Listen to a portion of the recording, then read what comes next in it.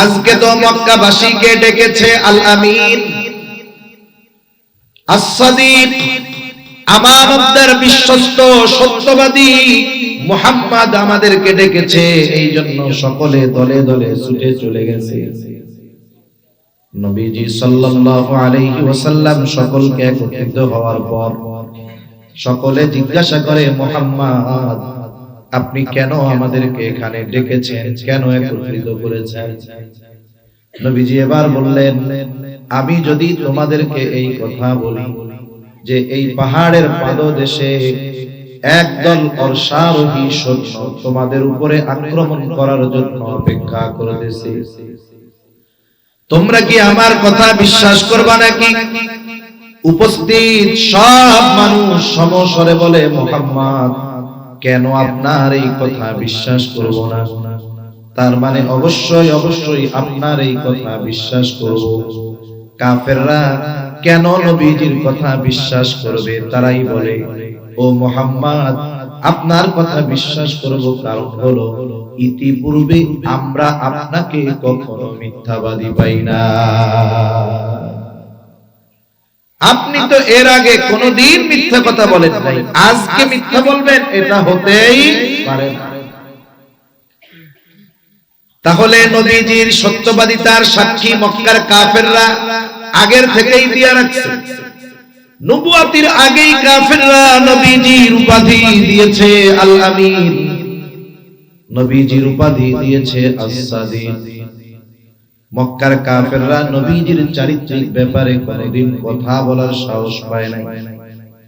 নবীজির থেকে মানুষদেরকে দূরে রাখার জন্য মক্কার কাফেররা নবীজির ব্যাপারে তিনটা শব্দ ব্যবহার করত। কয়টা শব্দ?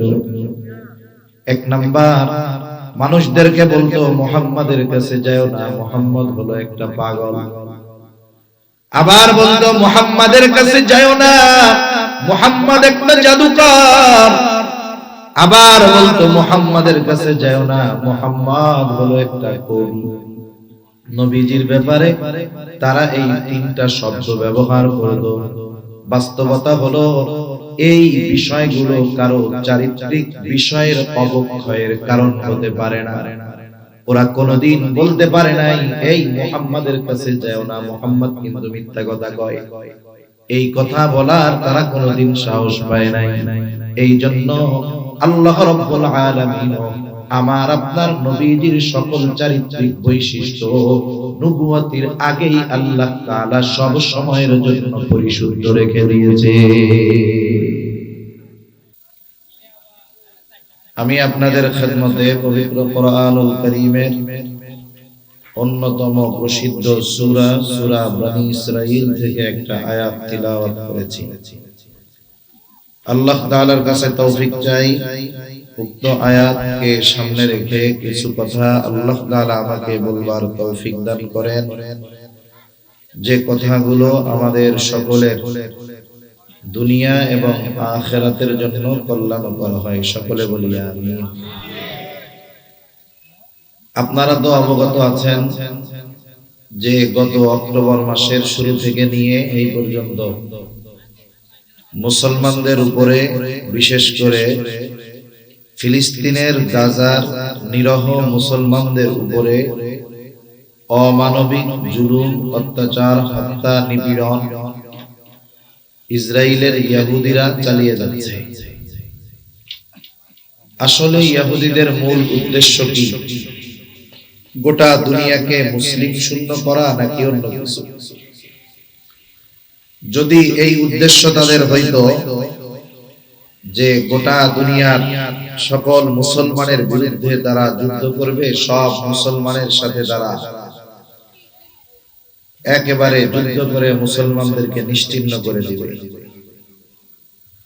যদিও মনে হয় দৃশ্যমান যে তাদের এই উদ্দেশ্য না, কিন্তু তারা যেই কাজটা করতেছে এই উদ্দেশ্যটাকেই হাসিল করার জন্যই তারা করতেছে। তাদের এখনকার মিশন হলো মসজিদুল আকসার পূর্ণ নিয়ন্ত্রণ তাদের হাতে আনা এবং পূর্ণ নিয়ন্ত্রণ দখলে আনা। এখন মসজিদুল আকসা যদি নিয়ন্ত্রণে আনতে হয়, দখলে আনতে হয়, বলেন তো শুধু ফিলিস্তিনের মানুষ বিরোধিতা করবে নাকি গোটা দুনিয়ার মুসলমান বিরোধিতা করবে? গোটা দুনিয়ার মুসলমান বিরোধিতা করবে। কিন্তু আন্তর্জাতিক নিয়মের গেড়া কলে বেড়া জালে আমরা ফেসে গেছি। এখন আপনার আমার যদি মন চায় যে আমরাও ফিলিস্তিনে গিয়ে মুসলমানদের কাঁধে কাঁধ মিলিয়ে জালেম ইহুদিদের বিরুদ্ধে যুদ্ধ করব, এটা আমাদের মন চাইলেও আন্তর্জাতিক নিয়মের কারণে এই মন চাওয়াটা পূরণ করা কি সম্ভব? সীমান্তের বেড়াজালে আমরা আটকে গেছি। গোটা দুনিয়াকে, এক একটা দেশকে ঘিরে দেওয়া হয়েছে। ইচ্ছা করলেই এক দেশ থেকে আরেক দেশে যাওয়া যায়। ইহুদিরা খুব ভালো মতো জানে যে মুসলমানদের মনে যতই আমাদের প্রতি বিদ্বেষ আর শত্রুতা থাকুক না কেন, ওরা শুধু আল্লাহর কাছে দোয়া করতে পারবে, কিন্তু আমাদের বিরুদ্ধে এসে সশস্ত্র যুদ্ধ করা এইটা ওদের জন্য অনেক কঠিন। এই জন্য ওরা যদি ফিলিস্তিনের নিরস্ত্র মুসলমানদেরকে নিশ্চিহ্ন করে দিতে পারে, তাহলে মসজিদুল আকসা দখল করা তাদের জন্য কঠিন কিছু হবে না। মূলত ওরা চায় এই মসজিদকে ভেঙে গুড়িয়ে দিয়ে ওই জায়গায় তৃতীয় আরেকটা উপাসনালয় প্রস্তুত করতে, তৈরি করতে, বানাইতে। এই জন্য তারা তাদের কিছু আজগুবি কথাবার্তা মানুষের মধ্যে ছড়ায় দিছে, ওদের ধর্মের মানুষের মধ্যে ছড়ায় দিছে যে শোনো, ওই জায়গাটা আসলে এই মসজিদ ছিল না, ওই জায়গায় অন্য কিছু ছিল। এই জায়গায় সুলাইমান আলাইহিস সালাম তৃতীয় মন্দির, থার্ড টেম্পল তৈরি করতে চাইছিল, মুসলমানদের জন্য হয় নাই। এই জন্য ওই মসজিদ ভাঙা আমরা থার্ড টেম্পল তৈরি করব। এটা কেন করবে? ওদের বিশ্বাস হইল যখন তৃতীয় মন্দির অথবা তৃতীয় উপাসনালয়, থার্ড টেম্পল যেটাই বলেন না কেন, ওইখানে ওরা ওই স্থাপনাটা বানাইতে পারবে। এরপরে মসিহ তথা দাজ্জাল, যাকে ইহুদিরা ওদের নাজাত দাতা মনে করে, ওই দাজ্জালের আবির্ভাব হবে। ওদের ইচ্ছা হলো এটা আমরা যত দ্রুত করতে পারবো তত দ্রুত দাজ্জাল আসবে আর আমাদের কর্তৃত্ব গোটা দুনিয়া ব্যাপী ছড়ায় পড়বে। এটা হলো ওদের উদ্দেশ্য। যেমন দেখেন, বাবরি মসজিদকে ভেঙে রাম মন্দির বানাইছে, কয়েকদিন আগে উদ্বোধন করছে, আপনারা জানেন এইটা? যেখানে 500 বছর ধরে মসজিদ, কত বছর ধরে? অর্ধ সহস্র বছর ধরে যেখানে মসজিদ, হঠাৎ করে 20 শতাব্দীর মাঝামাঝি কে বা কারা বলে উঠল যে এর তলে নাকি রাম মন্দির ছিল। নাউজুবিল্লাহ। এরপরে শুরু হলো কি, যেহেতু এইটা এর নিচে এইসব ছিল, তাই মসজিদ জোর করে করা হয়েছে, এটা ভেঙে ফেলতে হবে। যেই মসজিদ 500 বছর দাঁড়িয়ে ছিল, নামাজ হয়েছে, আযান হয়েছে, তখনকার কোন অমুসলিম হিন্দু এই কথা বলে নাই। কিন্তু একটা সময় দেশ বিভক্তের পরে, 47-এর পরে এই কথাগুলো বলার কারণ কি? কারণ হলো যারা হিন্দুত্ববাদ লালন করে অন্তরে, ওরা চায় যে এই উপমহাদেশে মুসলমানদের কোন প্রকার কোন স্থাপনা থাকবে না। ঠিক কিনা বলে? এটা ওরা চায়। আমি আপনাদেরকে হিন্দু ধর্মের প্রতি বিদ্বেষ পোষণ করার জন্য শিক্ষা দিচ্ছি না, ইতিহাস বলতেছি আপনাদের।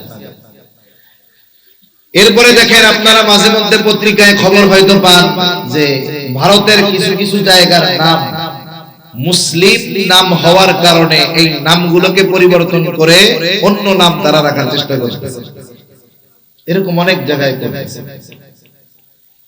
এই যে যেমন বাবরি মসজিদকে ভুয়া, মিথ্যা, গুজব, বানোয়াট কথা বলে হিন্দুদের মধ্যে একটা সিম্প্যাথি তৈরি করে তাদেরকে বাবরি মসজিদের প্রতি বিদ্বেষ পোষণকারী বানিয়ে ওই মসজিদকে ভেঙে যেমন রাম মন্দির করা হয়েছে, ওই ইহুদিরাও চায় মসজিদুল আকসাকে গুড়িয়ে দিয়ে তাদের তথাকথিত থার্ড টেম্পল বানাইতে।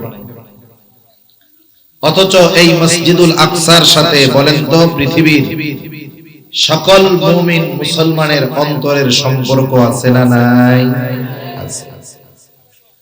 মক্কা মদিনার প্রতি আমাদের যেমন ভালোবাসা থাকতে হবে, সাথে সাথে মসজিদুল আকসার প্রতিও আমাদের ভালোবাসা থাকতে হবে। আমাদের সন্তানদেরকে মসজিদুল আকসার ইতিহাস, গল্প, ফজিলত জানাতে হবে। ঘরের মধ্যে অনেকে মোহাব্বত করে মক্কা মদিনার ছবি রাখে, সাথে সাথে মসজিদুল আকসারও একটা ছবি রাখতে হবে।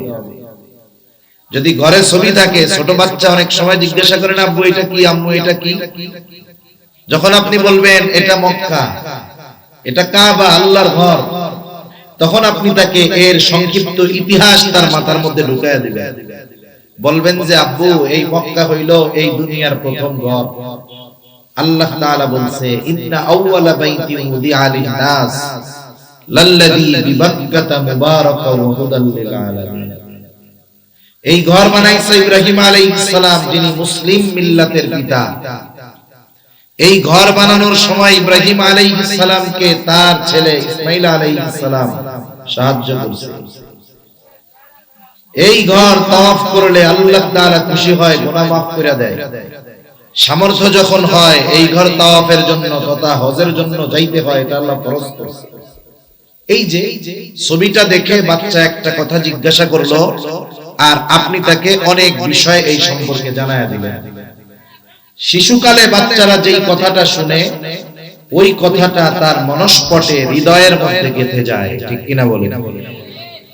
মসজিদুল আকসার ছবি দেখে যখন জিজ্ঞাসা করবে, আব্বু এটা কি, আম্মু এটা কি, তখন বলবেন এটা হলো সেই মসজিদ, যেই মসজিদ হলো পৃথিবীর দ্বিতীয় মসজিদ, যেই মসজিদের সংস্কার সুলাইমান আলাইহিস সালাম জিনদের মাধ্যমে করায়। এই মসজিদ হলো সেই মসজিদ যেখান থেকে নবীজির মেরাজের সফর শুরু হয়েছে। এই মসজিদের ইমাম, অনেক নবী এই মসজিদের ইমামতি করছেন। এইভাবে ওই মসজিদের ফজিলত আপনি যখন বাচ্চার সামনে তুলে ধরবেন, তার অন্তরে ওই মসজিদের প্রতি মহব্বত, ভালোবাসা জাগ্রত হবে কি হবে না? হবে। এই জন্য আমি মূলত আজকে আপনাদের খেদমতে যে বিষয়টা আলোচনা করব, বেশি সময় আমি করব না, সর্বোচ্চ 9:30 পর্যন্ত আমি আপনাদেরকে দুইটা বিষয়ের ব্যাপারে কিছু ধারণা দিব।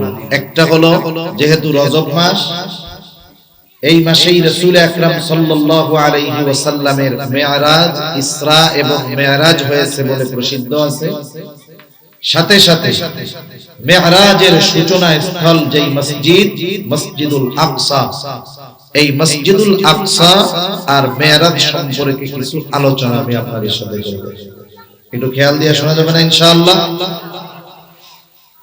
আল্লাহ সুবহানাহু ওয়া তাআলা রাসূল আকরাম সাল্লাল্লাহু আলাইহি ওয়াসাল্লামকে মেরাজ করিয়েছেন তথা সপ্ত আকাশ পাড়ি দিয়ে আরশে আজিম পর্যন্ত নিয়ে গেছেন। আমার আপনার নবীজি সশরীরে সেইখানে গেছেন।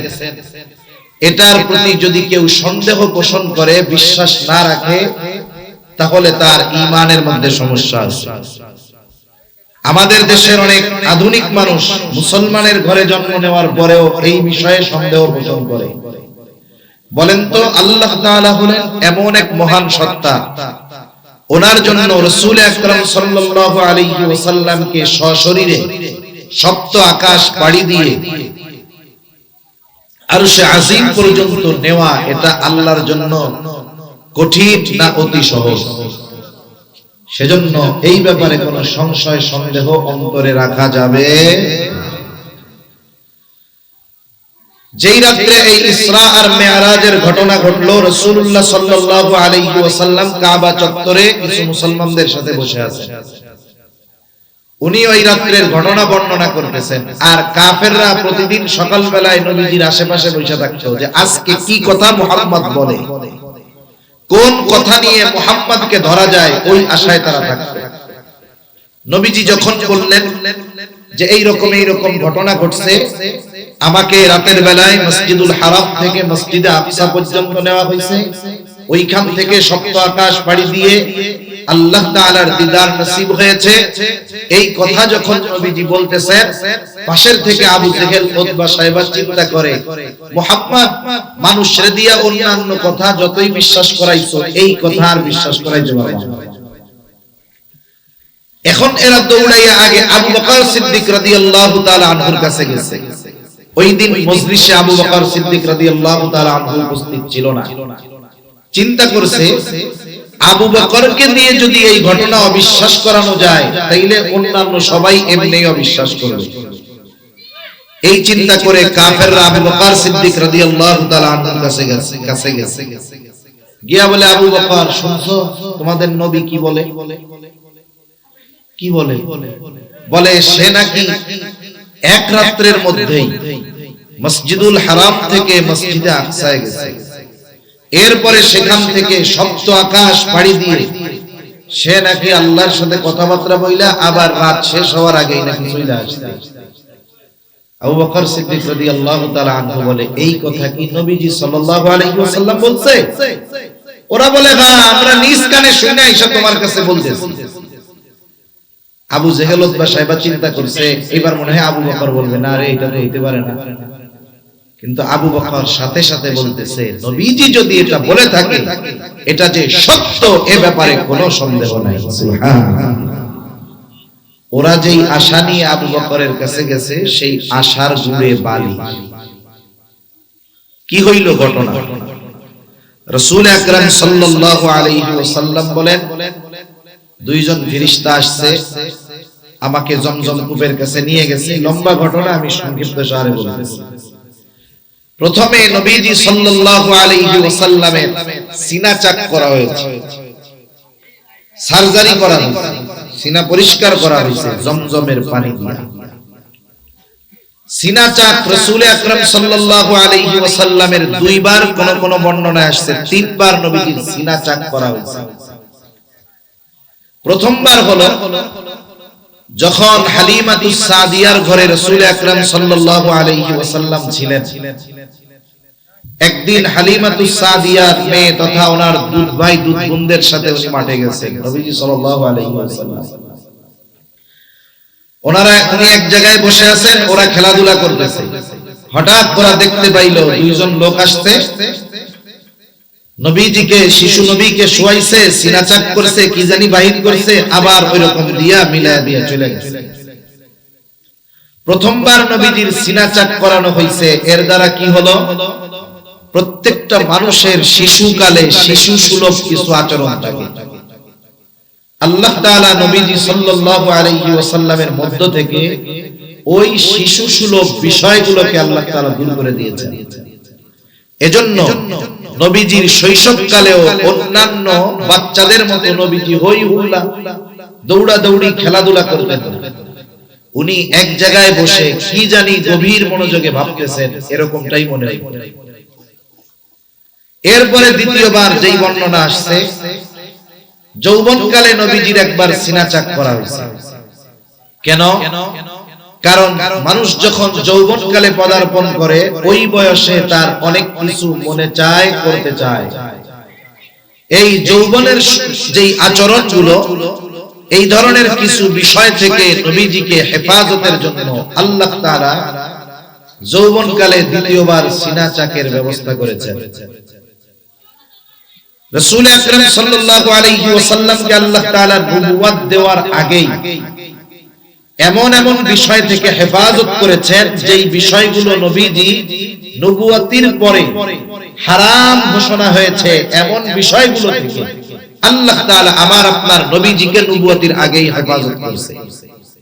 যেমন বলেন তো, ইসলামে গান বাদ্য হালাল না হারাম? হারাম। এমন ইতিহাস দেখানো যাবে না যে নবীজি সাল্লাল্লাহু আলাইহি ওয়াসাল্লাম নবুয়তির আগে কোনদিন গান বাদ্যে অংশগ্রহণ করেছেন, জীবনেও করেন।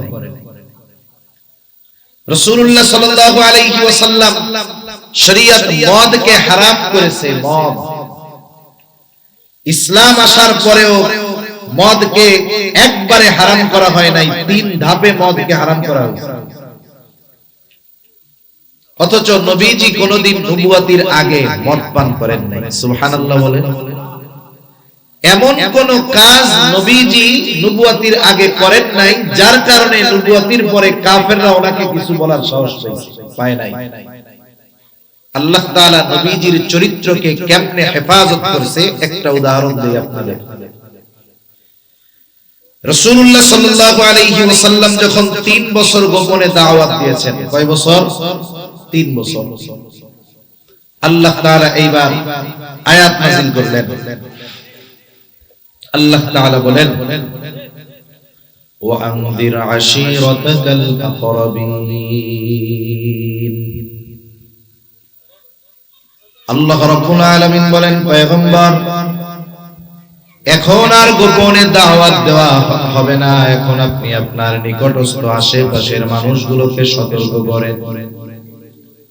রাসূলুল্লাহ সাল্লাল্লাহু আলাইহি ওয়াসাল্লাম সবাইকে একত্রে দাওয়াত দিবেন কেমনে? নবীজি দাঁড়ায় গেলেন সাফা পাহাড়ের উপর। কোন কোন বর্ণনায় আসছে নবীজি দাঁড়ায় গেলেন আবু কুবাইস পাহাড়ের উপর। একই কথা, কারণ সাফা পাহাড় হলো আবু কুবাইস পাহাড়ের একটা অংশ। নবীজি দাঁড়ায় গেলেন, সকলকে ডাক দিলেন, ও মক্কাবাসী এদিকে আসো। সকলে দলে দলে নবীজি সাল্লাল্লাহু আলাইহি ওয়াসাল্লামের ডাকে সাড়া দিয়ে চলে আসলেন।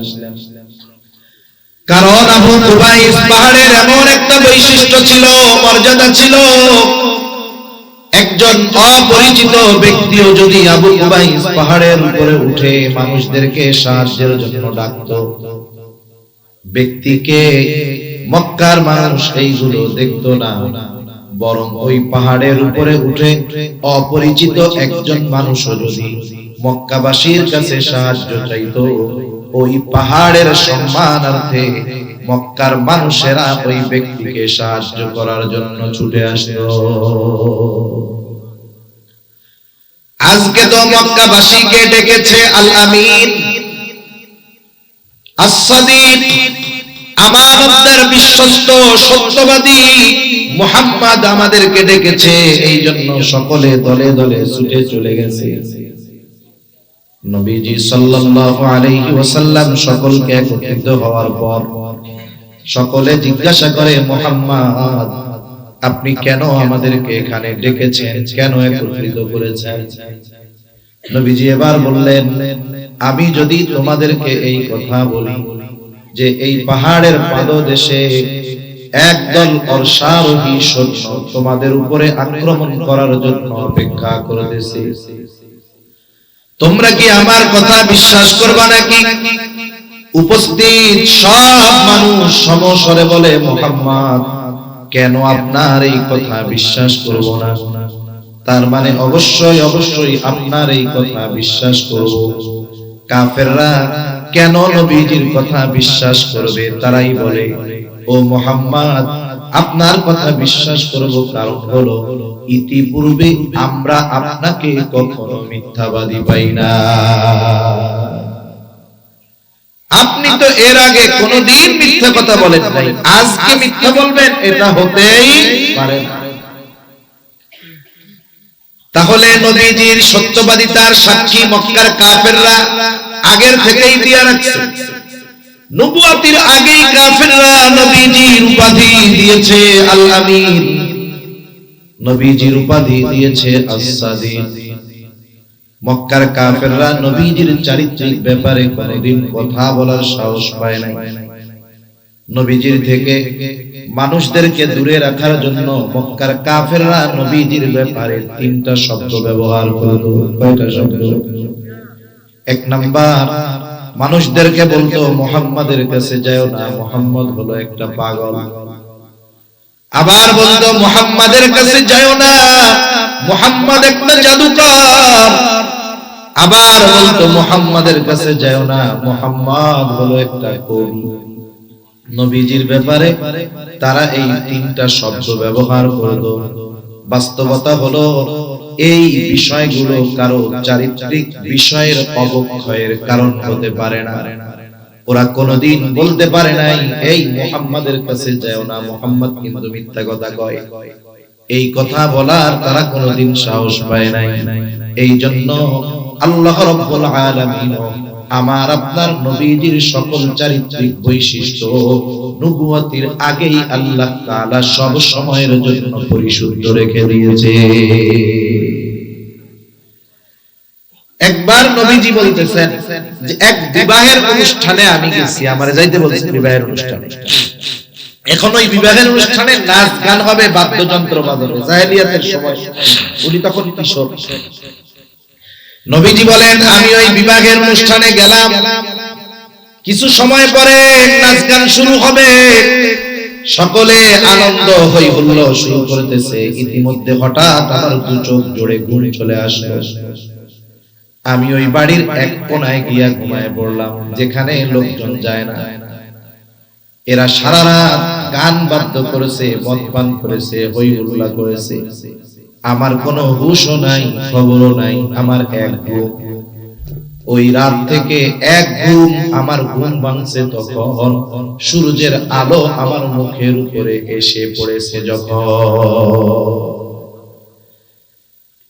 আবার রাসূলুল্লাহ সাল্লাল্লাহু আলাইহি ওয়াসাল্লাম দেখেন, বলেন তো পুরুষদের জন্য সতর ঢেকে রাখা, নাভি থেকে নিয়ে হাঁটু পর্যন্ত ঢেকে রাখা পুরুষের জন্য ফরজ। এটা পুরুষের সতর। নারীর সতর তো আছে, পুরো শরীর ঢেকে রাখে, সতর ঢেকে রাখা ফরজ। রাসূল আকরাম সাল্লাল্লাহু আলাইহি ওয়াসাল্লাম একবার কাবা ঘর সংস্কারের কাজ হচ্ছে, বড় ফজিলতের কাজ। মক্কার মানুষেরা চিন্তা করতেছে এত বড় ফজিলতের কাজ করব, ওই পোশাক পরে ওই কাজ করা যাবে না। যেই পোশাক পরে আমরা অন্যায় করি, গুনাহ করি, এই পোশাক পরে কাবা ঘর সংস্কারের কাজ করা যাবে না। তারা সকলে মিলে সিদ্ধান্ত নিল, সকলে বস্ত্রহীন তথা একেবারে উলঙ্গ হয়ে কাবা গৃহ সংস্কারের কাজ করবে। নবীজিও আছেন লুঙ্গি পরা। চাচা আব্বাস রাদিয়াল্লাহু তাআলা আনহু তখন বলতেছে, মুহাম্মদ সবাই যেহেতু পোশাক খুলে এই কাজে অংশগ্রহণ করছে, তুমিও খুলে নাও। নবীজি বলেন, এই কথা বলার পরে আমি শুধু চিন্তা করেছি পোশাক খুলতে হবে, এই চিন্তার সাথে সাথে আমি অজ্ঞান হয়ে গেছি। এইভাবে আল্লাহ তাআলা আমার আপনার নবীকে নবুয়তের পরে যেই বিষয়গুলো উম্মতের জন্য নিষেধ হয়েছে, ওই বিষয়গুলো থেকে আল্লাহ তাআলা নবুয়তের আগেই আমার আপনার নবীজিকে হেফাজত করেছে। নাইলে কাফেররা কি কইতো জানেন না? যদি উনি মদ খাইতেন বুঝানোর জন্য, তাহলে কাফেররা বলতো, ও নিজে আগে কত খাইছে, এখন এটা আবার হারাম করতেছে। আমাদের সমাজে এরকম মানুষ তো মনে হয় নাই। মনে করেন এক লোক আগে অন্যায় করছে, করতেই পারে, এখন ওই লোকটা তাওবা করছে, ভালো হয়ে গেছে, দাওয়াত ও তাবলীগের মেহনতে গেছে, হক্কানি পীর মাশায়েখের কাছে গেছে, মনে করেন 3 দিনের লেগে চরম হয়ে গেছে। এই দুনিয়ার কত চোর, কত বদমাইশ, কত খারাপ মানুষ, কত খুনি, কত ধর্ষক চরমনায় গিয়ে দাওয়াত ও তাবলীগের মেহনতে গিয়ে ভালো মানুষ হয়ে গেছে। এর নজির দুই একটা আপনাদের এলাকায় আছে না? মনে করেন ওই লোক শয়তানের ধোঁকায় একসময় খারাপ কাজ করছেই, এখন তো লোকটা তাওবা করে ভালো হয়ে গেছে। এখন ওই লোকটা যেই অপরাধ আগে করতো এখন তো আর করে না। আরেকজনের যখন বলে যে ভাই দেখ বিড়ি সিগারেট খাইস না, মদ গাঁজা খাইস না, এখন ও কি কয়, এত সুফিগিরি দেখাই, তুমি আগে যে খাওন খাইছো, আমি 500 বছর হায়াত পাইলেই তো তোমার 1 বছরের সমান গাঁজা খেয়ে শেষ করতে পারবো। এরকম বলা লোক আছে না নাই? দেখেন এখন যে সে মানা করছে, সে তো এখন খায় না, তাওবা করছে, সে ওই বিষয় থেকে আল্লাহ তাআলা তারে মাফ করছে। এরপরেও আমরা বলতে ছাড়ি না। আর মক্কার কাফেররা, নবীজি যদি ওই সমস্ত কাজ করতেন যেগুলো শরীয়তে নবুয়তের পরে হারাম ঘোষণা করা হয়েছে, তাহলে কাফেররা কি নবীকে ওই কথা বলতে ছাড়তো? ছাড়তো? আগে নিজে করছে, এখন এগুলো আমাকে করতে মানা করে। এজন্য আল্লাহ তাআলা আমার আপনার নবীকে তার চরিত্র, মনে রাখবেন নবীর চরিত্র নবুয়তের আগেও যেমন পরেও তেমন। সুবহানাল্লাহ। এজন্য আল্লাহ তাআলা আমার আপনার নবীকে বিভিন্ন সময় অন্তর থেকে ওই ধরনের জিনিসগুলো ধুয়ে মুছে পরিষ্কার করে দিয়েছে। নবীজি আবার বলেন, ওই দুইজন আমার সিনা চাক করলো, এটা হলো তৃতীয়বার। মেরাজের সফরের আগে তৃতীয়বার সিনা চাক করা হলো নবীজির। মেরাজের ঘটনা যখন আগের উলামায়ে কেরাম বলতেন, আমাদের দেশে নাস্তিক মার্কা বিজ্ঞানী আছে না নাই? ওই অনেক আগে ওরা বলতো কি কথা কয় এটা, একটা মানুষের যদি বুক কাইটা একেবারে হার্ট হৃদপিণ্ড বাইর করে, ওইটা আবার কেমনে বাইসা থাকে? মিরাজের ঘটনা বলতে গিয়ে যখন এইগুলা বলা হইতো, ওরা কইতো যে এটা অসম্ভব, কারণ মানুষের বুক চিরে হার্ট বের করে পরিষ্কার করে পুনরায় প্রতিস্থাপন করা এটা অসম্ভব। কিন্তু আজকের চিকিৎসা বিজ্ঞান বলে এটা কোনো ব্যাপার না, মানুষের ওপেন হার্ট সার্জারি হয়। আজকে নবীজির সিনা চাকের ১৫০০ বছর পরে আজকেও দুনিয়ার মধ্যে ওপেন হার্ট সার্জারি হয়। একটা মানুষকে পরিপূর্ণ অজ্ঞান না করে যার অপারেশন হয়, সেও স্ক্রিনের মধ্যে দেখতে পারে। এই বুক ফেড়ে হার্ট বের করে সকল প্রকার ব্লক ছুটাইয়া আবার হার্টকে ভিতরে প্রতিস্থাপন করা হয়।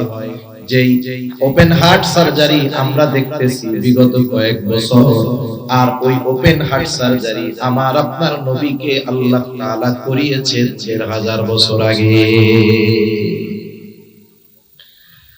নবীজির যে সিনা চাক করা হইছে এর প্রমাণ হযরত আনাস রাদিয়াল্লাহু তাআলা আনহু বলেন, নবীজির ১০ বছরের খাদেম হযরত আনাস ১০ বছর নবীর সাথে থাকছে। এই জন্য অনেক সময় নবীর খালি গা মোবারক দেখার তার সুযোগ হইছে, দেহ মোবারক দেখার সুযোগ হইছে। হযরত আনাস রাদিয়াল্লাহু তাআলা আনহু বলেন, সহিহ মুসলিমের হাদিস, ওয়াকাদ কুনতু আরা আফরাল মাখিত ফি সাদরিহি সাল্লাল্লাহু আলাইহি ওয়াসাল্লাম, আমি নবীজির বুকে তার যে সিনা চাক করা হয়েছে, এই সিনার চাকের সেলাইয়ের দাগ আমি নিজেই দেখেছি। আপনারা জানেন এই দুনিয়া থেকে মহাকাশে যায়, চাঁদে যায়, নাসার বিজ্ঞানী পাঠায়, অনেক সময় ভিডিওর মধ্যে দেখেন না, ওইগুলো আকাশের মধ্যে যাইয়া উড়ে, খাবার দাবার যা সাইডে দেয় এগুলো সব উড়ে বেড়ায়, পয়সা থাকতে পারে। যারা ওই পরিবেশে যায়, হঠাৎ করেই টাকা পয়সা হইলেই আপনি যদি গিয়া বলেন যে আমার একটু মহাকাশে পাঠায় দেন, কি ঢাকা থেকে কক্সবাজার থেকে চট্টগ্রাম ঢাকা যাওয়া, আমরা গেলাম এয়ারপোর্টে, টিকিট একটা কাটলাম, টিকিট দিল, বিমানে উঠলাম, আকাশ দিয়ে উড়ে দেয় 1 ঘন্টা পর, টাকা নেই। এটা কি এই জিনিস? না। নাসায় যারা যায়, মহাকাশে যারা যেতে চায়, তাদেরকে দীর্ঘ সময় কালব্যাপী ট্রেনিং দেওয়া হয়, প্রস্তুত করা হয়, কারণ দুনিয়ার অবস্থা, পৃথিবীর অবস্থা, পৃথিবীর পরিবেশ আর ওই জায়গার পরিবেশ ভিন্ন। ওই পরিবেশে যেন সে তাকে মানিয়ে নিতে পারে, এই জন্য তাকে 2, 4, 6 মাস, 1 বছর, বরং তার চাইতে বেশি ট্রেনিং দিয়ে প্রস্তুত করে এরপরে তাকে মহাকাশে পাঠানো।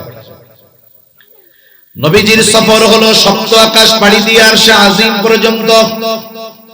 এই জন্য রাসূলুল্লাহ সাল্লাল্লাহু আলাইহি ওয়াসাল্লামের দ্বিতীয়বার সিনা চাক করে এই দীর্ঘ লম্বা সফরের জন্য নবীজিকে প্রস্তুত করা হইল। এইবার সফর শুরু হয়ে গেল, চইলা আসলো বোরাক। বোরাক হলো এমন একটা প্রাণী, খচ্চরের চাইতে বড়, ঘোড়ার চাইতে ছোট, গাধার চাইতে ছোট, খচ্চরের চাইতে বড়।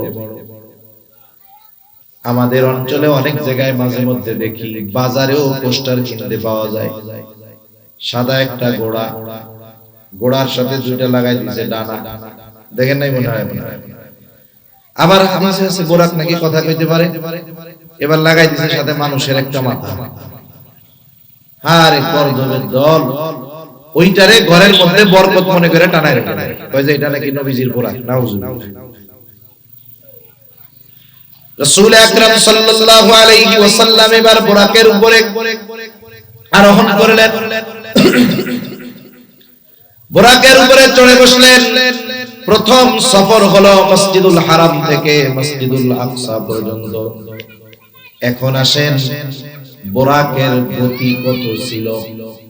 বিজ্ঞানীরা বলে যে সপ্ত আকাশ পাড়ি দিয়ে আরশে আজিম পর্যন্ত এটা পৌঁছানো অসম্ভব, ওইখানে পৌঁছানোর মতো কোন বাহন এখন পর্যন্ত তৈরি হয় না। ওরা বলে যে ওইখান পর্যন্ত পৌঁছানোর কোন বাহন তৈরি হয় না। আলোর গতি, আলো আমরা যে কারেন্ট আছে না, বিদ্যুৎ, এর গতি হলো প্রতি সেকেন্ডে 1,86,000 মাইল। প্রতি সেকেন্ডে কত? 1,86,000 মাইল। সূর্যের দূরত্ব কত? 9,30,00,000 মাইল। সূর্যের আলো দুনিয়াতে আসতে সময় লাগে 8 মিনিট, 8.5 মিনিটের একটু বেশি। 8 মিনিট 33-34 সেকেন্ড বা এরকম হবে। সূর্য 9,30,00,000 মাইল দূরে, সূর্যের আলো দুনিয়াতে পৌঁছাইতে সময় লাগে 8.5 মিনিটের মতো। সূর্য পৃথিবীর চাইতে 13 লক্ষ গুণ বড়, কিন্তু এই সূর্যটা দূরত্বের কারণে কেমন মনে হয়? মনে হয় যে সিদ্ধ ডিমের একটা কুসুম, তাই না? অথচ বড় কত? 13 লক্ষ পৃথিবী ওর মধ্যে ঢুকায় দেওয়া যায়। দূরত্বের কারণে ছোট মনে হয়। মাঝে মধ্যে আকাশ যখন পরিষ্কার, আমরা আকাশে ছোট ছোট তারকা দেখি, দেখছেন না? তারকা, এই তারকাগুলো দেখতে ছোট মনে হয়, আসলে ছোট না। কেন? দূরত্বের কারণে ছোট। এক একটা তারকা কত বড়, যে একটা তারকার মধ্যে যেই সূর্য পৃথিবীর চাইতে 13 লক্ষ গুণ বড়, ওই রকম কোটি কোটি মিলিয়ন মিলিয়ন সূর্য একটা তারকার মধ্যে ঢুকায় দেওয়া যায়। সুবহানাল্লাহ। এখন বলেন তো, আকাশে কত তারকা আছে? এর হিসাব কারো জানা আছে? মহাকাশ নিয়ে যারা গবেষণা করে, নাসা যদি জিজ্ঞাসা করেন, বলো তো আকাশে কত তারা আছে, ওরা বলবে এর হিসাব আমাদের জানা নাই, অগণিত তারকা আছে। এখন আসেন, এই তারকাগুলো কোথায়? সব তারকাগুলো প্রথম আসমানের নিচে। আল্লাহ তাআলা বলেন, ইন্না যায়্যানাস সামাআদ দুনিয়া বিজিনাতিল কাওয়াকিব। আল্লাহ তাআলা বলেন, আমি দুনিয়ার আসমানকে নক্ষত্রপুঞ্জ দ্বারা সুসজ্জিত করেছি। যত নক্ষত্র আমরা দেখি সব প্রথম আকাশের নিচে। রাসূলুল্লাহ সাল্লাল্লাহু আলাইহি ওয়াসাল্লাম বলেন, বুরাকের গতি হলো দৃষ্টি সীমার শেষ পর্যন্ত। তার মানে এখান থেকে আমরা তারকাও দেখতে পাই, এই তারকাটাও দেখতে পাই। তার মানে বুরাকের প্রতিটা পদক্ষেপ, এই যে তারকা দেখি, তার চাইতে অনেক অনেক বেশি দূরে। এক এক সেকেন্ডে 1,86,000 মাইল যায় না, বরং দৃষ্টি সীমার শেষ দেখায়, যেখানে এক পদক্ষেপে বুরাক কত দূর পর্যন্ত পৌঁছায় যায়। আর বুরাকের এই গতি যিনি দান করেছেন, তিনি কে? অসম্ভব মনে হয় না? এখন সূর্য, চন্দ্র, তারকাগুলো কত দূর? তারকাগুলো হলো এত দূর। বিজ্ঞানীরা কিছুদিন আগে কোয়েসার নামে একটা নক্ষত্র আবিষ্কার করছে, এর দূরত্ব নির্ণয় করছে ওরা। এর দূরত্ব হইল কত? বলে পৃথিবী থেকে যদি কোনো বাহন ওই তারকার দিকে রওনা দেয়, একটা বাহন ওই তারকায় যাবে, গতি কত? সেকেন্ডে 1,86,000 মাইল। প্রতি সেকেন্ডে 1,86,000 মাইল গতিতে যদি কোনো বাহন পৃথিবী থেকে ওই কোয়েসারের দিকে রওনা দেয়, এই গতিতে যদি 1000 বছর চলে, 1000 বছর, কত বছর? 1000 বছর চলবে। গতি কিসের? বিদ্যুতের গতির ন্যায়। এক সেকেন্ডে 1,86,000 মাইল। এই গতিতে যদি 1000 বছর চলে, তাহলে পৃথিবীর সবচাইতে নিকটে, প্রথম আসমানের নিকটে, সবচাইতে নিকটে যেই তারকা, ওই তারকা পর্যন্ত পৌঁছাইতে পারবে না।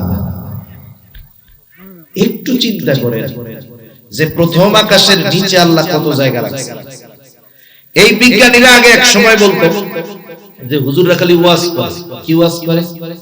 বলে যে এই লোকটা যাররা পরিমাণ ঈমান নিয়ে মরবে, যদি তার কোনো বদআমল থাকে, যাররা পরিমাণ ঈমান নিয়ে যদি মরতে পারে, তার পাপ কাজের শাস্তি দেওয়ার পরে আল্লাহ তাআলা ওই ব্যক্তিকে সবচাইতে ছোট জান্নাত দান করবে। তার ছোট জান্নাতটা কতটুকু? হাদিসের মধ্যে আসছে, যার জান্নাতটা ছোট হবে, তার জান্নাতটাও এই দুনিয়ার কমপক্ষে 10 গুণ হবে। এখন এই ওয়াজ কি 2024 সালে আইসা আমি আপনাদের করতেছি, নাকি 1500 বছর ধরে চলতেছে? এখন আগে তো এই ওয়াজ হুজুররা করতো, আর ওই নাস্তিকরা কইতো হুজুরে কয় কি দেখছো, হুজুরে কয় কি।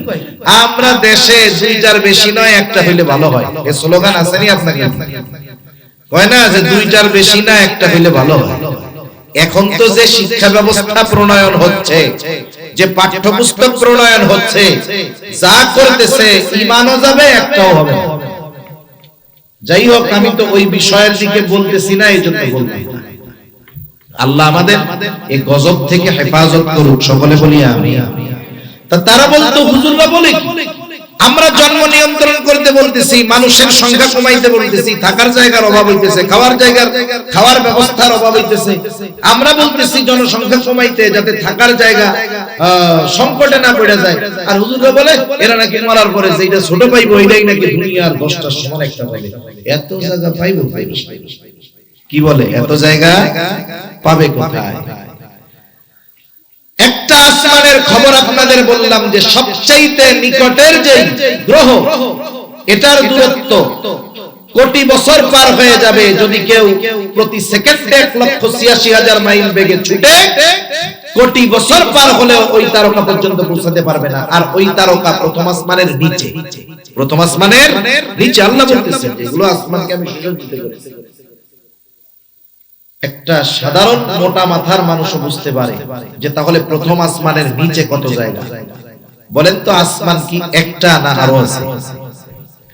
আল্লাহ তাআলা বলেন আল্লাযী খালাকা সাবআ সামাওয়াতিন তিবাকা, আল্লাহ তাআলা সপ্ত আকাশ আসমানকে 7 স্তর বিশিষ্ট করে সৃষ্টি করেছেন।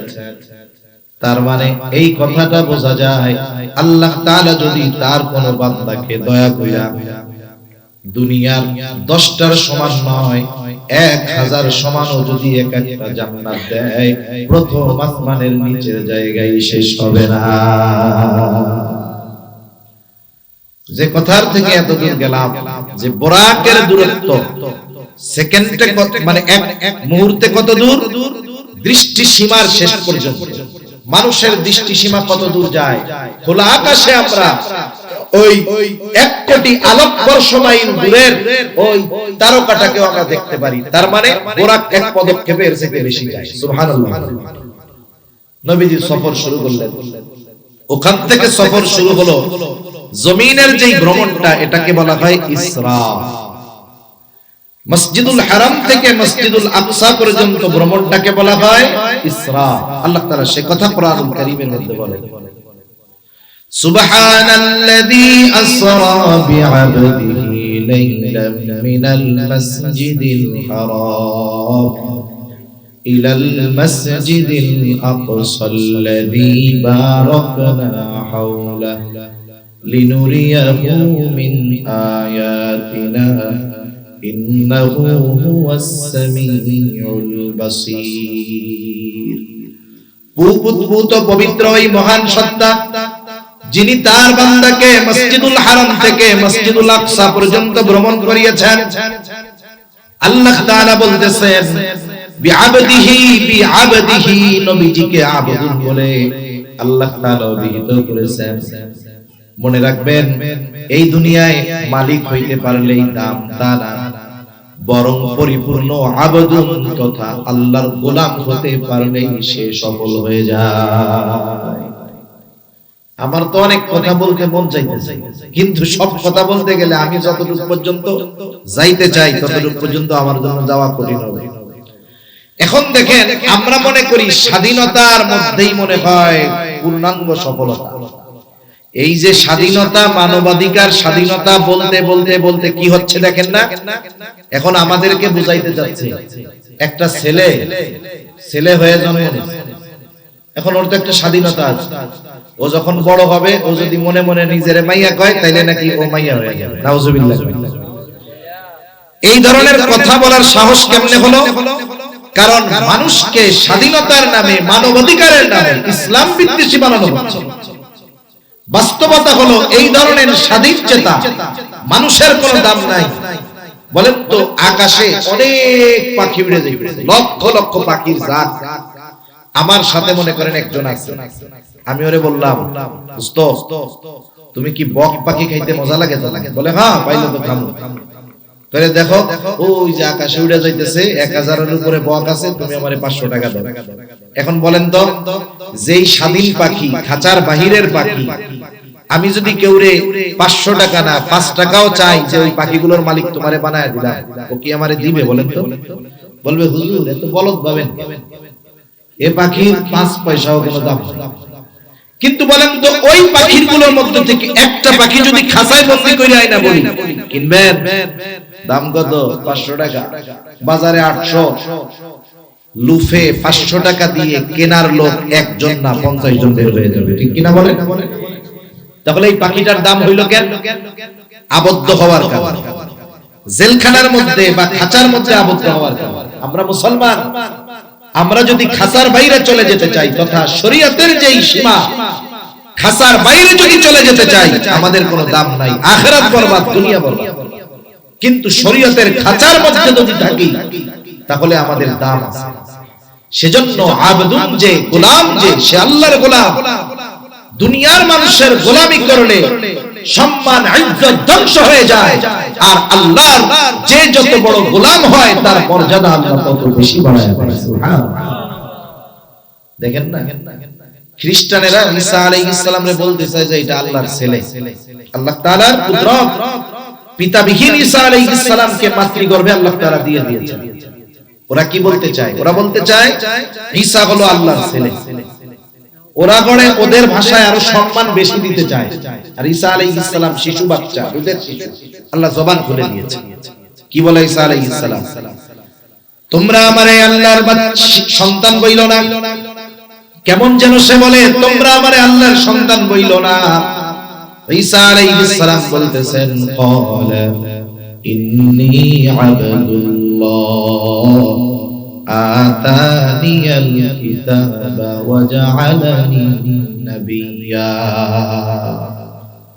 আমি হলাম আল্লাহর গোলাম।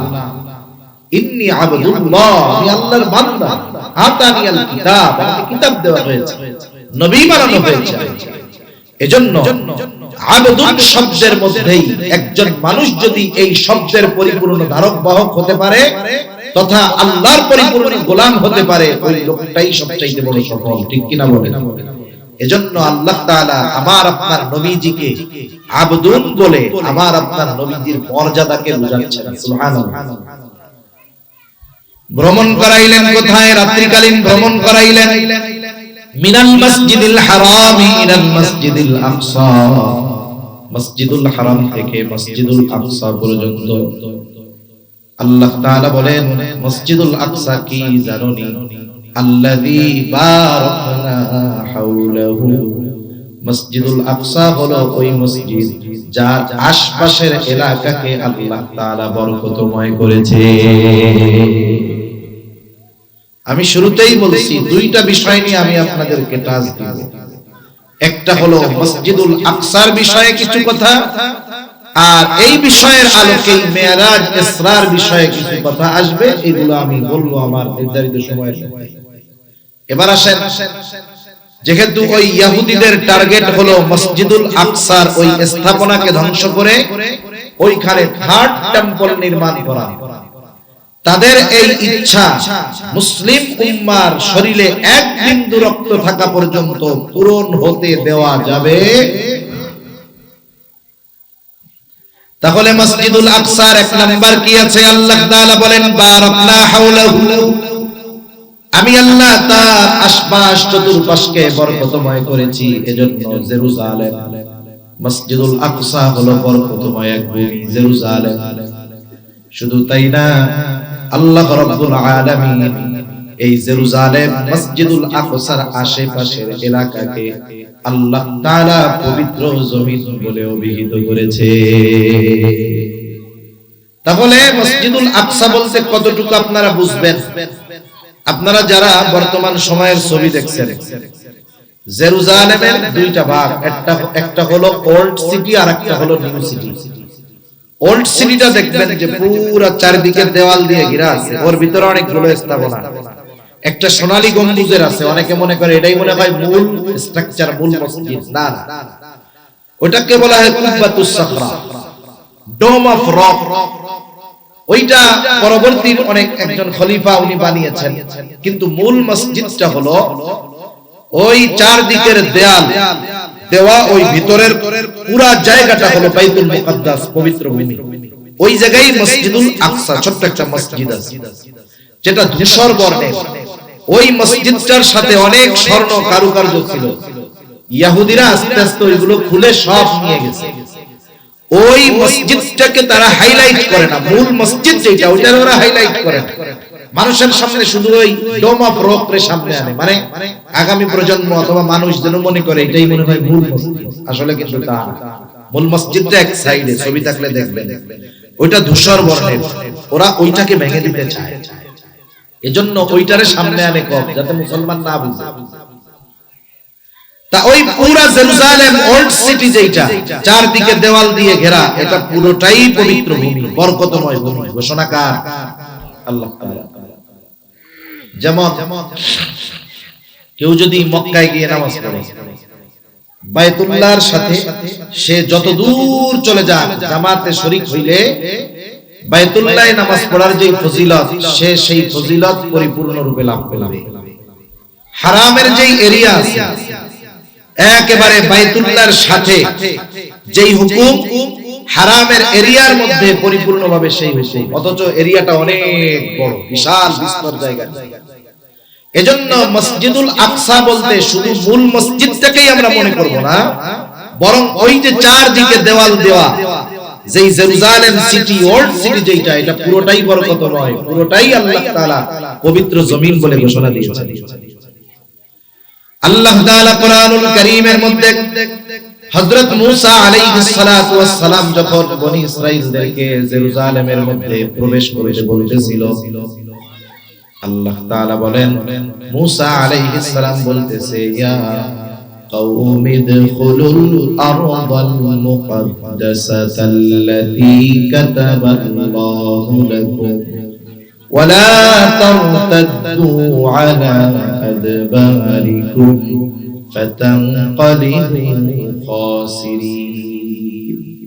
আল্লাহ তাআলা বলেন, মূসা তার সম্প্রদায়কে বলতেছে, ইয়া কওমি দুখুলুল আরদাল মুকদ্দাস, হে আমার সম্প্রদায়, তোমরা ওই পবিত্র জমিনের মধ্যে প্রবেশ করো, যেই জমিনের মালিকানা আল্লাহ তোমাদেরকে লিখে দিয়েছে। কারণ তখন জেরুজালেম শাসন করত জালেম এক গোত্র, তাদের বিরুদ্ধে যুদ্ধ করার কথা বলতেছে যে তোমরা ওই পবিত্র ভূমির মধ্যে ঢুইকা পড়ো, যেই ভূমি যেই জমিনের মালিকানা আল্লাহ তোমাদেরকে দিয়েছে। তোমরা শুধু যুদ্ধ করার জন্য সামনের দিকে অগ্রসর হইবা, তোমরা সামনে যাবা, শত্রু বাহিনী যতই শক্তিশালী হোক, ওই শত্রুর বিরুদ্ধে তোমাদেরকে যিনি বিজয় দান করবেন তিনি কে?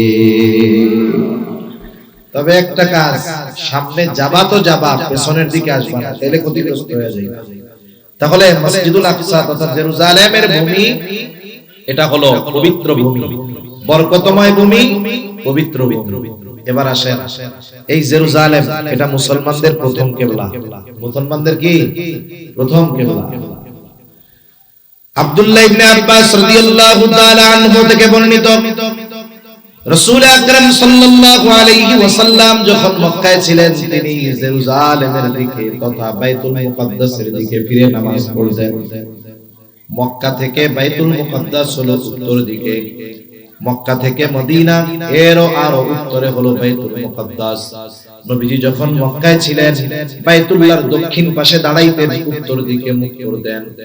আব্দুল্লাহ ইবনে আব্বাস রাদিয়াল্লাহু তাআলা আনহু বলেন, ওয়াল কাবাতু বাইনা ইয়াদাই, কাবা থাকতো সামনে, এরপরে উত্তরে থাকতো বাইতুল মুকাদ্দাস।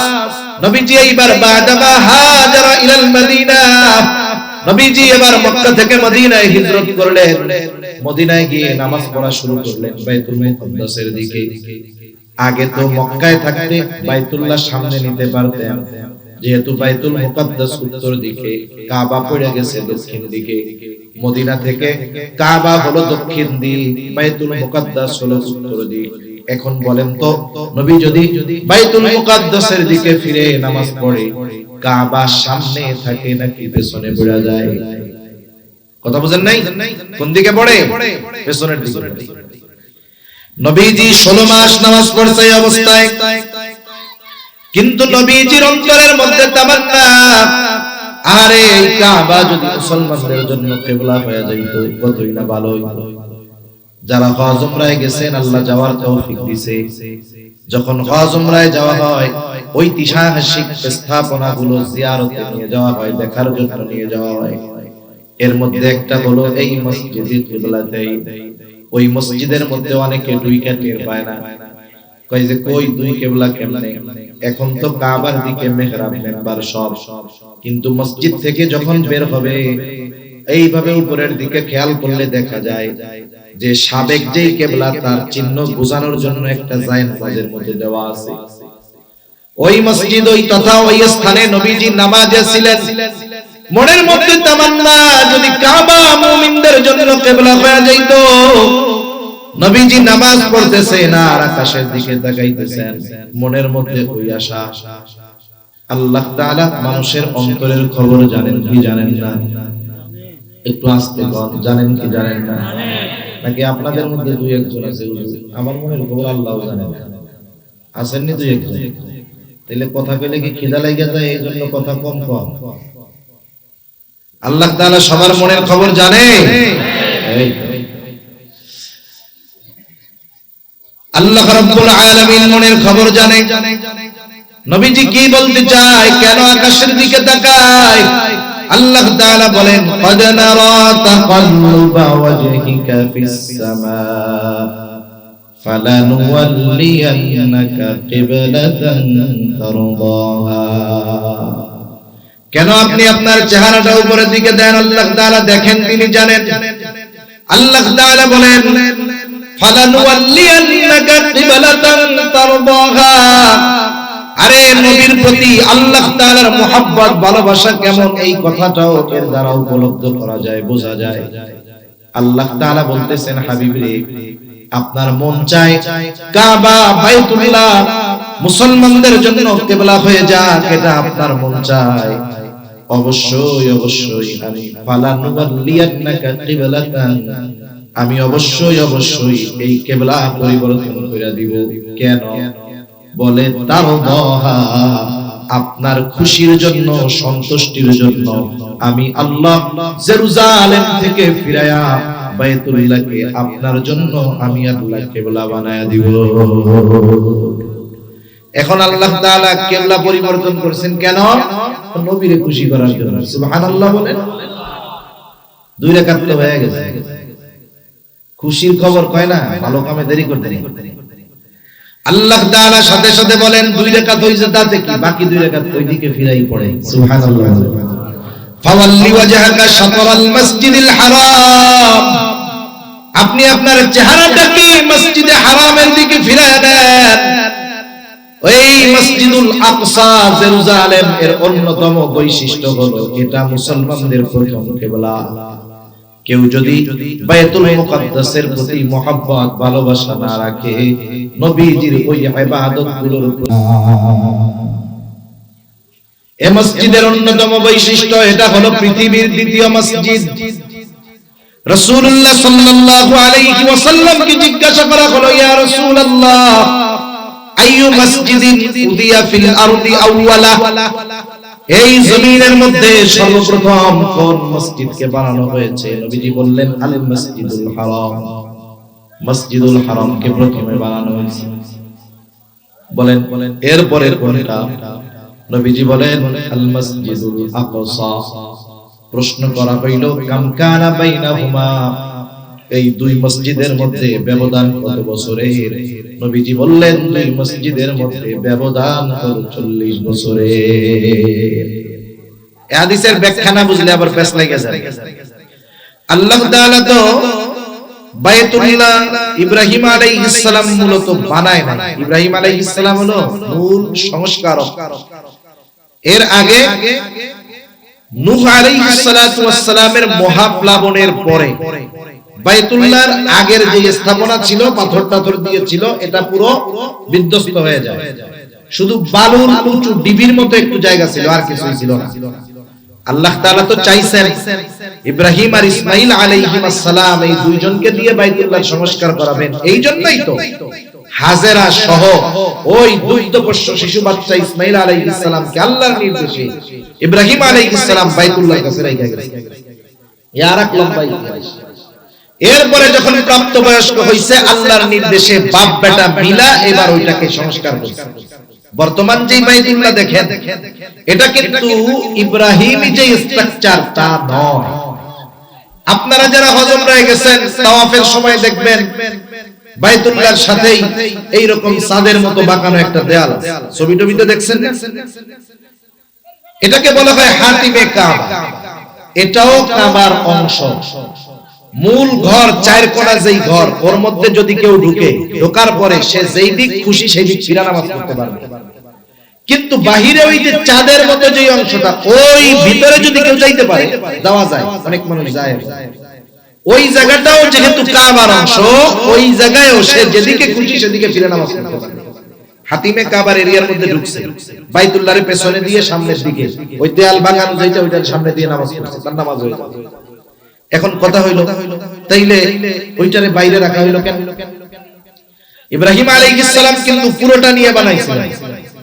পরবর্তীতে কুরাইশরা যখন কাবা ঘর সংস্কার করলো, সংস্কার করার সময় তাদের অর্থের অভাবে হাতিমে কাবা ওই অংশটাকে আর মূল অংশের মধ্যে তারা ঢুকাইতে পারে নাই, একটু ছোট করে বানাইছে।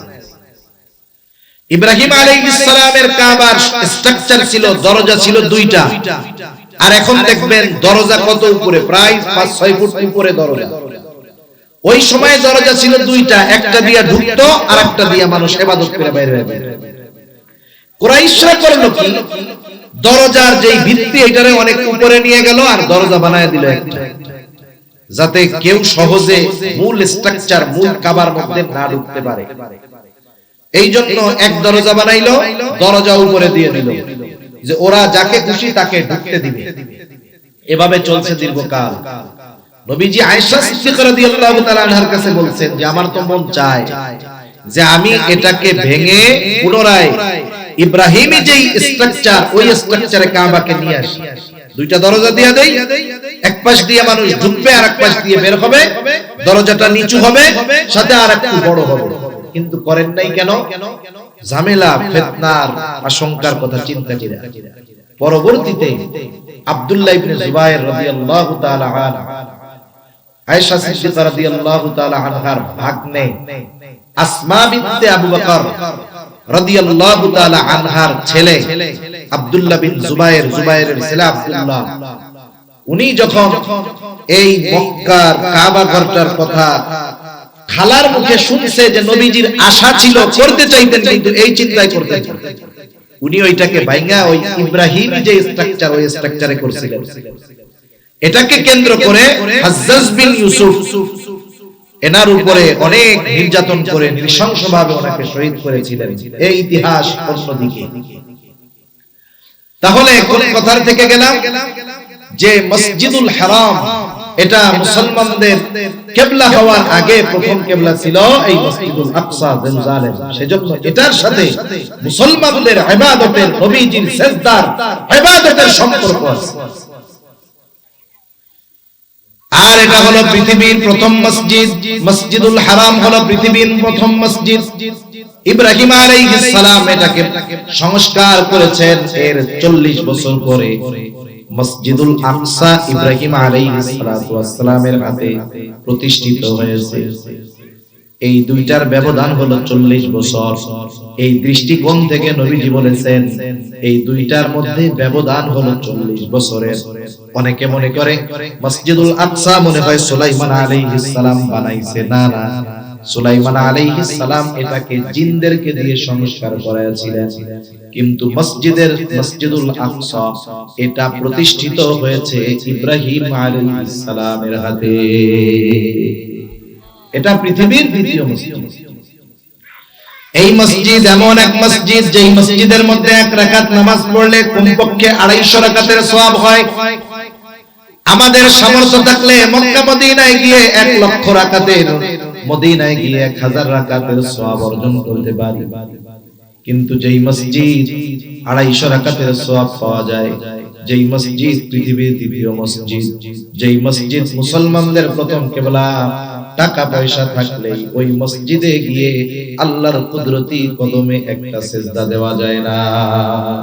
এই জালেমগুলোর কারণে আমরা আল্লাহর কাছে দোয়া করি আর আশা করি ইনশাআল্লাহ এমন একটা সময় আসবে আমরাও ওইখানে গিয়ে আমাদের প্রথম কিবলার ওই মসজিদে গিয়ে সিজদা দিতে পারবো ইনশাআল্লাহ। আমরা না পারি আমাদের পরবর্তী প্রজন্ম পারবে ইনশাআল্লাহ।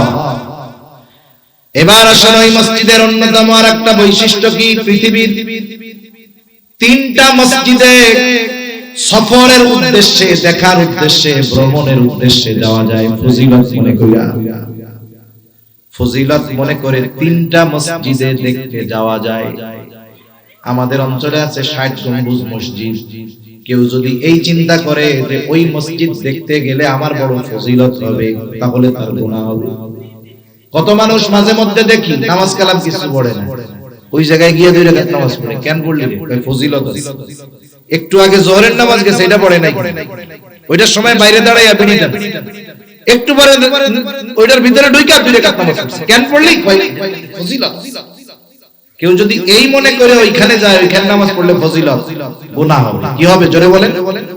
গুনাহ হবে। নবীজি বলেন পৃথিবীর 3টা মসজিদ, 1 নাম্বার মসজিদুল হারাম, মসজিদুন নববী আর মসজিদুল আকসা। এই 3টা মসজিদে ফজিলত মনে কইরা ভ্রমণ করা যাবে, কোনো অসুবিধা নাই, বরং যাওয়া জরুরি। এরপরে আসেন অন্যতম আরেকটা ফজিলত, নবীজি এক হাদিসের মধ্যে বলেন দাজ্জালের যখন আবির্ভাব ঘটবে 4টা মসজিদের এরিয়ায় দাজ্জাল ঢুকতে পারবে না। কয়টা জোরে বলেন? 1 নাম্বার মসজিদুল হারাম, 2 নাম্বার মসজিদুল নববী, 3 নাম্বার মসজিদুল আকসা, 4 নাম্বার হলো মসজিদুল তুর। এই তুর একটা মসজিদ আছে, ওইখানে ঢুকতে পারবে, এছাড়া সব জায়গায় ঢুকতে পারবে। সর্বশেষ এই মসজিদের সবচেয়ে বড় অন্যতম একটা ফজিলত বলে আমি শেষ করে দেব, বক্তব্য চলে আসছে। দেখেন পৃথিবীর একমাত্র মসজিদ, একমাত্র জায়গা যেইখানে আল্লাহ তাআলা পৃথিবীর শুরু থেকে নিয়ে শেষ পর্যন্ত যত নবী রাসূল এসেছেন সকলকে আল্লাহ এক জায়গায় একত্রিত করেছে। সুবহানাল্লাহ। দুনিয়ার আর কোন মসজিদের এই ফজিলত আছে? নাই। আরো কি ফজিলত? সকলে উপস্থিত হইছে সব নবী। আমার আপনার নবী হলেন নবীদেরও নবী,